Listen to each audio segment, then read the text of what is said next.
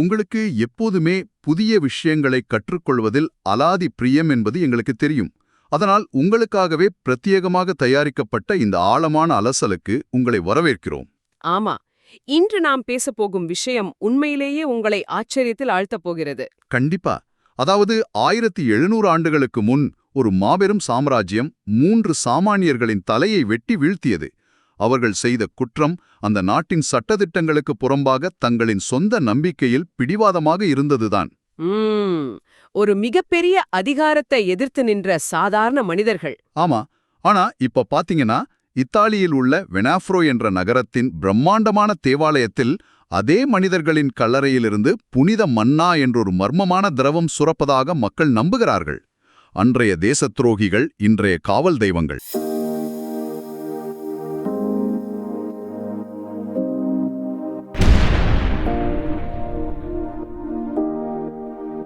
இது முற்றிலும் ஒரு தலைகீழ் மாற்றம் இல்லையா?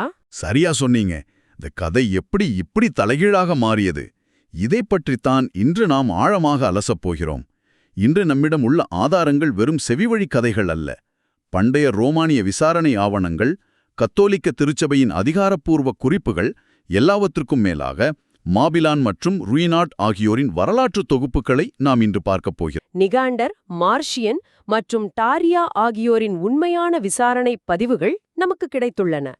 இந்த ஆவணங்கள் ரோமானிய பேரரசு என்ற அசைக்க முடியாத அதிகார யந்திரத்திற்கு முன்னால் சாதாரண மனிதர்கள் எப்படி ஒரு உளவியல் யுத்தத்தை நடத்தினார்கள் என்பதை மிக துல்லியமாக படம் பிடித்து காட்டுகின்றன.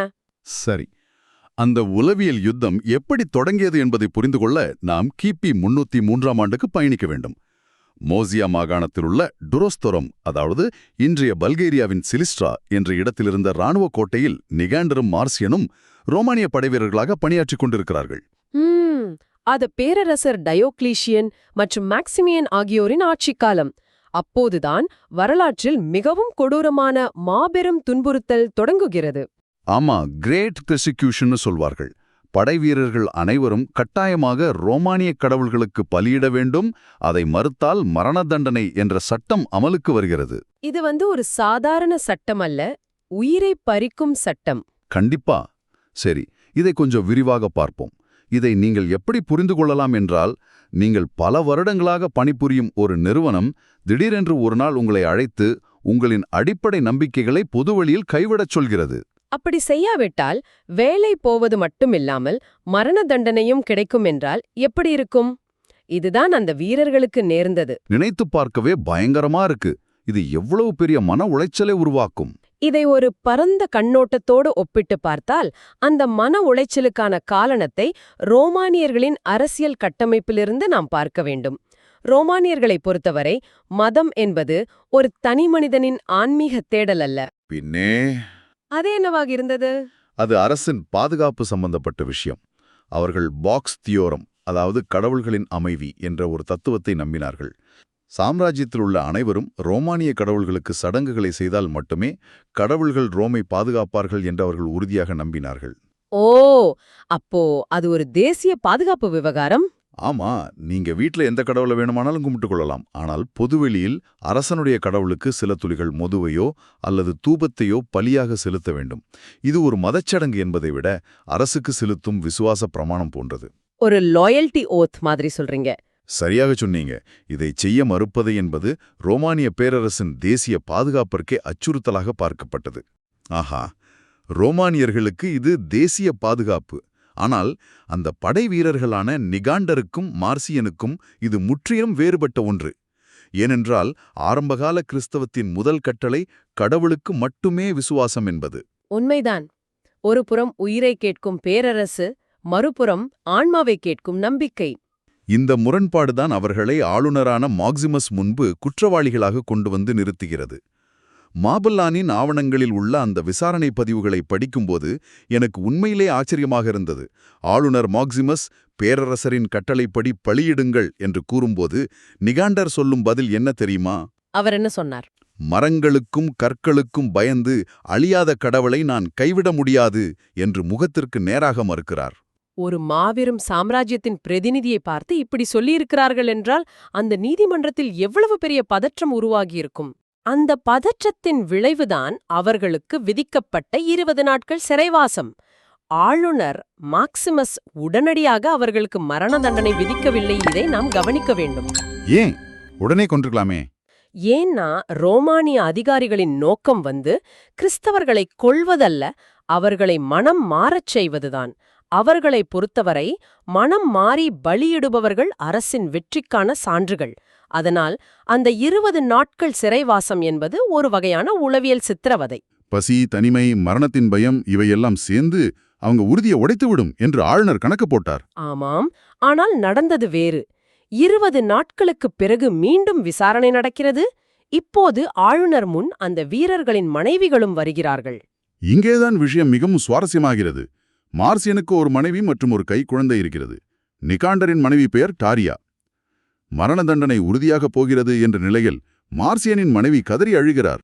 அது ஒரு சாதாரண மனிதரின் இயல்பான தவிப்புதானே.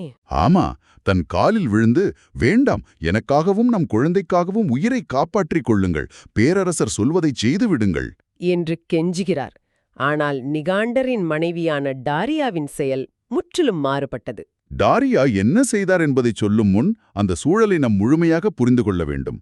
ஒரு பக்கம் கணவனின் உயிர் ஊசலாடிக் கொண்டிருக்கிறது, இன்னொரு பக்கம் ஆளுநர் மேக்சிமஸ் உங்கள் மனைவியின் கண்ணீரையாவது பார்த்து மனம் மாறுங்கள் என்று தூண்டிக் கொண்டிருக்கிறார். கண்டிப்பா, இது போன்ற தருணங்களில் மனித மனம் மிக எளிதாக சமரசம் செய்து கொள்ளும். சரியாக அந்த தருணத்தில்தான் டாரியா குறுக்கிடுகிறார். அவர் தன் கணவனை பார்த்து அழவில்லை, மாறாக, உன் நம்பிக்கையில் உறுதியாக இரு, எந்த காரணத்தைக் கொண்டும் அந்த மரங்களுக்கும் கற்களுக்கும் பலியிட்டு விடாதே, மரணத்தை பார்த்து பயப்படாதே. வாவ், இது உண்மையிலே மிகப்பெரிய ஆச்சரியம். ஆளுநர் மேக்சிமஸ்க்கு இத பார்த்ததும் கோபம் தலைக்கேறுகிறது.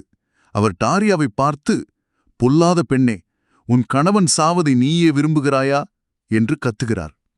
இப்போ ஒரு நிமிஷம், எனக்கு இங்க ஒரு கேள்வி இருக்கு. நவீன கால சிந்தனைப்படி இது சற்று முரணாகத் தோன்றுகிறதே. நீங்க அது சொல்றீங்க.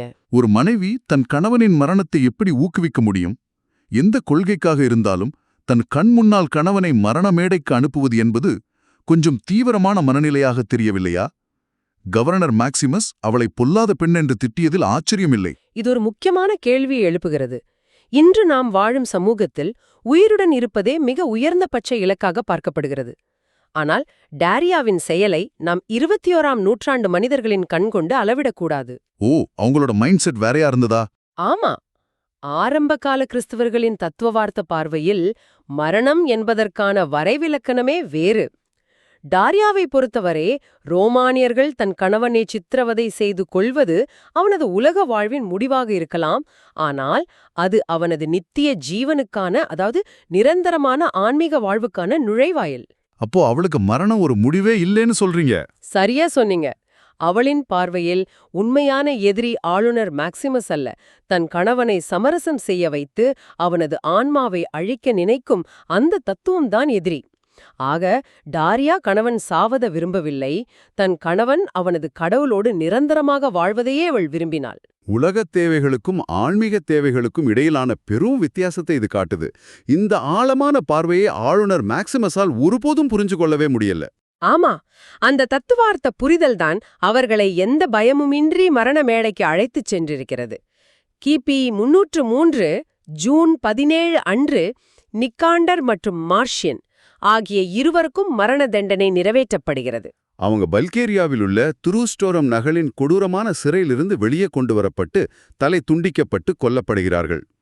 உள்ளூர் மரபுகளின்படி தன் கணவனுக்கு துணையாக நின்ற டாரியாவும் அதே காலகட்டத்தில் கொல்லப்பட்டதாக கூறப்படுகிறது. சாம்ராஜ்யத்தின் சட்டத்துக்கு கீழ்ப்படியாத 3 தலைகள் உருண்டன. ரோமானிய பேரரசு அந்த பிரச்சனையை நிரந்தரமாக தீர்த்துவிட்டதாகவே நினைத்திருக்கும். ஆனால் வரலாறு விளையாடும் விதம் ஆச்சரியமானது. ஆமா, வெறும் 10 ஆண்டுகளில் நிலைமை தலைகீழாக மாறுகிறது. ஆம், அது ஒரு வரலாற்று பூகம்பம் என்றே சொல்லலாம். கிபி 313 ரோமானிய பேரரசர் கான்ஸ்டன்டைன் உலக புகழ்பெற்ற மிலான் கட்டளையை பிறப்பிக்கிறார். அதன் மூலம் ரோமானிய பேரரசு முழுவதும் கிறிஸ்தவம் அதிகாரப்பூர்வமாக சட்டப்பூர்வமாக ஆக்கப்படுகிறது. எந்த மதத்தை பின்பற்றினால் தலை வெட்டப்படுமோ அதே மதம் இப்போது அரசின் அங்கீகரிக்கப்பட்ட மதமாக மாறுகிறது. இதை நினைச்சு பார்க்கும்போது இது ஒரு ஸ்ட்ரெய்சண்ட் எஃபெக்ட் போல தோன்றுகிறது அல்லவா? ஸ்ட்ரெய்சண்ட் எஃபெக்ட், அருமையான ஒப்பீடு. ஆமாம், ஒரு ரகசியமான தடை செய்யப்பட்ட இயக்கம் ஒரே இரவில் அதிகாரப்பூர்வ அங்கீகாரம் பெறுவதைப் போல இது இருக்கிறது. ஒரு விஷயத்தை மூடி மறைக்கவோ அல்லது தடை செய்யவோ அரசு முயற்சிக்கும்போது அதுவே அந்த விஷயத்தை உலகம் முழுவதும் பிரபலமாக்கிவிடும். ரொமானியர்கள் பயமுறுத்த நினைத்தார்கள், ஆனால் அது உலகளவிலான விளம்பரமாக மாறிவிட்டது. நேற்றைய குற்றவாளிகள் இன்றைய புனிதர்கள். இந்த திடீர் மாற்றத்தின் பின்னணியை ஆரம்பகால கிறிஸ்துவ அறிஞரான டெர்ட்டுலியனின் பிரபலமான மேற்கோளோடு நாம் இணைத்து பார்க்க வேண்டும். தியாகிகளின் இரத்தமே திருச்சபையின் விதை என்பது அவரது புகழ்பெற்ற வாசகம். ரொம்ப ஆழமான வரிகள். ஆமா, ரொமானிய சட்டத்தின்படி அது வெறும் மரண தண்டனை. ஆனால் அதை பார்த்த மக்களின் கண்களுக்கு அது ஒரு மார்த்தீரியா. மார்த்தீரியா என்ற கிரேக்க வார்த்தைக்கு சாட்சியம் என்று பொருள். ஒரு மனிதன் எந்த பலனுக்காகவும் இல்லாமல் தன் உறுதியான நம்பிக்கைக்காக தயங்காமல் மரணத்தை ஏற்பதை பார்க்கும்போது பார்வையாளர்களுக்கு ஒரு கேள்வி எழுகிறது. இவ்வளவு உறுதியாக இருக்கிறார்கள் என்றால் அவர்கள் நம்பும் தத்துவத்தில் ஏதோ ஒரு உண்மை இருக்கிறதோ என்ற கேள்வி இல்லையா? மிகச்சரி. ரோமானியர்கள் சிந்திய ஒவ்வொரு சொட்டு இரத்தமும் நூற்றுக்கணக்கான புதிய விசுவாசிகளை உருவாக்கியது. அது ஒரு மாபெரும் உளவியல் மற்றும் சமூக மாற்றம். அந்த மாற்றத்தின் தாக்கம் காலப்போக்கில் எப்படி உருமாறியது என்பதுதான் அடுத்த கட்ட சுவாரஸ்யம். நாம் கதையின் ஆரம்பத்தில் பல்கேரியாவைப் பற்றி பேசினோம். ஆனால் இன்று இவர்கள் இத்தாலியின் வெனாஃப்ரோ நகரின் பாதுகாவலர்களாக இருக்கிறார்கள். அது எப்படி சாத்தியம்? வரலாற்று ஆய்வனின்படி 8ஆம் நூற்றாண்டில் பெனவென்டோவின் டியூக் அரேச்சி என்ற மன்னனின் காலத்தில் இந்த தியாகிகளுக்காக வெனாஃப்ரோவே ஒரு பிரமாண்டமான தேவாலயம் கட்டப்பட்டதற்கான ஆவணங்கள் உள்ளன. அதிலும் குறிப்பாக 1933ஆம் ஆண்டு அந்த வெனாஃப்ரோ பஸ்லிகாவின் பலிபீடத்திற்கு அடியில் தொல்பொருள் ஆய்வாளர்கள் அகழ்வாராய்ச்சி செய்தபோது செயின்ட் நிகாண்டரின் பெயரால் ஒரு கல்சவப்பட்டி கண்டுபிடிக்கப்பட்டது. அதனுள் மனித எச்சங்களும் இருந்தன. ஆக இதற்கெல்லாம் என்ன அர்த்தம்? ஒரு நிமிஷம், மோசியா மாகாணத்தில், அதாவது பல்கேரியாவில் கொல்லப்பட்ட இவர்களின் உடல்கள் எப்படி இத்தாலிக்கு வந்தன? இதில் எது உண்மையான வரலாறு, எது உள்ளூர் மக்களின் நம்பிக்கை? சில ஆவணங்கள் இந்த சம்பவங்கள் மோசியாவில் நடந்ததாக சொல்கின்றனவே, இது கொஞ்சம் முரணாக இருக்கிறதே. இங்கே ஆச்சரியப்பட வைக்கும் விஷயம் என்னவென்றால், அதிகாரப்பூர்வ ஆவணங்களான ரோமன் மார்ட்டிராலஜி இந்த மரண தண்டனையின் உண்மையை உறுதிப்படுத்துகின்றன. மேலோட்டமாக பார்த்தால் உடல்கள் அங்கு சென்றது ஒரு வரலாற்று முரண்பாடு போல தோன்றும். ஆனால் மத்தியகால ஐரோப்பிய வரலாற்றின் பின்னணியை புரிந்து கொண்டால் இதற்கான விடை சுலபமாக கிடைக்கும். எப்படி? அந்த காலத்துல என்ன வழக்கமா இருந்தது? அந்த காலகட்டத்தில் ரெலிக்ஸ் எனப்படும் புனிதர்களின் உடல்கள் அல்லது எச்சங்கள் மிக முக்கியமான பங்கு வகித்தன. புனிதர்களின் உடல்கள் இருக்கும் இடத்திற்கு தெய்வீக பாதுகாப்பு இருக்கும் என்று மக்கள் நம்பினார்கள். ஓ, அதனால அந்த நகரத்துக்கு ஒரு பெருமை கிடைக்கும் நினைச்சாங்களா? ஆமாம், ஒரு நகரின் பெருமையை உயர்த்தவும் புனித பயணிகளை ஈர்க்கவும் தொலைதூரங்களில் உள்ள தியாகிகளின் உடல்களை பாதுகாப்பாக எடுத்து வந்து தங்கள் நகரங்களில் வைத்து போற்றுவார்கள். இதை வரலாற்று ரீதியாக புனித எச்சங்களின் இடமாற்றம், அதாவது டிரான்ஸ்லேஷன் ஆஃப் ரெலிக்ஸ் என்று அழைப்பார்கள். அப்போ அது ஒரு ஆன்மீக மற்றும் பொருளாதார சுழற்சியாகவே இருந்திருக்கு. அப்படிப்பட்ட ஒரு வரலாற்று நிகழ்வின் மூலமாகத்தான் பல்கேரியாவில் கொல்லப்பட்ட நிகாண்டர் மற்றும் மார்சியனின் எச்சங்கள் இத்தாலியின் வினாஃப்ரோ நகருக்கு கொண்டு வரப்பட்டிருக்க வேண்டும். சரியா புரிஞ்சுக்கிட்டீங்க. உடல்கள் அங்கு வந்ததற்கான தர்க்க ரீதியான விளக்கம் இருக்கிறது. இன்று வரை வெனாஃப்ரோ பசிலிகா ஒரு முக்கிய புனித யாத்திரை தலமாக இருப்பதற்கு இதுதான் காரணம். ஒவ்வொரு வருடமும் ஜூன் 16 முதல் 18 வரை நடைபெறும் திருவிழாக்கள் மற்றும் 1881இல் இயற்றப்பட்ட பாரம்பரிய பாடல் ஆகியவை இன்றும் அந்த மக்களின் வீரத்தை நினைவு கூறுகின்றன. அவர்கள் சிப்பாய்களாகச் செய்த வேலையை விட தங்களின் மனசாட்சிக்கு விரோதமாக செயல்பட மறுத்த அந்த ஒற்றை செயல்தான் அவர்களை இத்தனை நூற்றாண்டுகள் கடந்தும் ஒரு நகரத்தின் பாதுகாவலர்களாக கொண்டாட வைத்திருக்கிறது. ரோமானிய பேரரசு ஒரு காலத்தில் உலகத்தையே கட்டி ஆண்டது. ஆனால் இன்று டயோக்ளீசியனும் மாக்சிமியனும் வெறும் வரலாற்று புத்தகத்தின் தூசுப்படிந்த பக்கங்கள்தான். ஆனால் அந்த 3 சாமானியர்களின் பெயர்கள் இன்றும் பாடல்களாக ஒலிக்கின்றன இல்லையா? கண்டிப்பா. அதிகாரம் என்பது எவ்வளவு கொடூரமானதாக இருந்தாலும் அதற்கு ஒரு காலாவதி தேதி உண்டு. ஆனால் தனி மனிதனின் அசையாத கொள்கைக்கும் நம்பிக்கைக்கும் அழிவே இல்லை என்பதைத்தான் இந்த வரலாறு நமக்கு உரக்கச் சொல்கிறது. மிக அருமையான பதிவு. இந்த ஆழமான அலசலின் இறுதிக்கட்டத்திற்கு நாம் வந்துவிட்டோம். இந்த கதையை கேட்கும்போது நீங்கள் ஒன்றை கற்பனை செய்து பார்க்க வேண்டும். 1700 ஆண்டுகளுக்கு முன்பு 2 படைவீரர்களும் ஒரு மனைவியும் தங்கள் வாழ்வை விட தங்கள் கொள்கையே பெரிது என்று நின்றார்கள். இன்று நம்மைச் சுற்றி தகவல் பெருக்கெடுத்து ஓடுகிறது. மற்றவர்களைப் போல நாமும் மாறிவிட வேண்டும் என்ற சமூக அழுத்தம் தினமும் வந்து கொண்டே இருக்கிறது. உண்மையான சவால் அதுதான். இப்படிப்பட்ட சூழலில் உங்கள் உயிரே போனாலும் சரி, சமரசம் செய்து கொள்ளவே மாட்டேன் என்று நீங்கள் உறுதியாக நம்பும் அந்த ஒற்றை உண்மை அல்லது கொள்கை எது? அதை கண்டறிவதுதான் இந்த கதையிலிருந்து நாம் பெற்றுக்கொள்ளும் மிகப்பெரிய பரிசாக இருக்கும். மீண்டும் அடுத்த ஆழமான அலசலில் மற்றொரு சுவாரஸ்யமான தகவலோடு சந்திப்போம்.